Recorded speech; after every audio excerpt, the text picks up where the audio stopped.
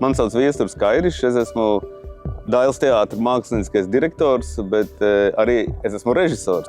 Režisēju izrādi ar nosaukumu Pirmavots, un tā ir milzīgs kulta amerikāņu romāns, autora Aina Renda, un tā stāsta, vienā vārdā tā ir oda individuālismam tumsības laikmetā.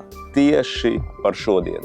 Tur ir ļoti daudz žanru mikslis, tur ir ārkārtīgi specifiska melodrāma.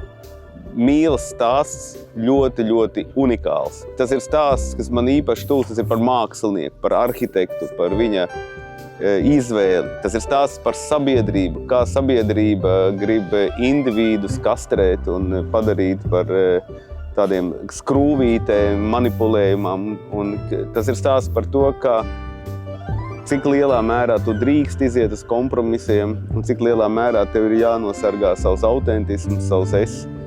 Tās ir visplašākās tēmas, un gala beigās tā ir milzīgs inscenējums. Faktiski galvenais varonis ir arhitekts Hovards Rorks, ko spēlē Kaspars Dumburs, un šis arhitekts ir tāds bezkompromisa cilvēks, kurš iet uz savu mērķi, nepakļaujoties nekādam sabiedrības spiedienam. Un, protams, šis ceļš ir garākais un grūtākais, jo, protams, viņš tiek nemitīgi iznīcināts. Un viņa mīļotāja ir Dominika Frankone, kuru mīlas attiecības ir tāda mīla cīņa. Viņi gan mīl, gan cīnās viens ar otru, gan reizēm ienīst viens otru. Un tur ir ļoti sarežģīts mīlas, neteikšu cik stūris, jo to visu negribu, atklāt. Šī gadījumā vairāk iespaidojos, tā skaitā pats no savas dzīves, bet man vienkārši šis romāns aizrāva. Šis romāns, man likās, man ir jāuztaisa.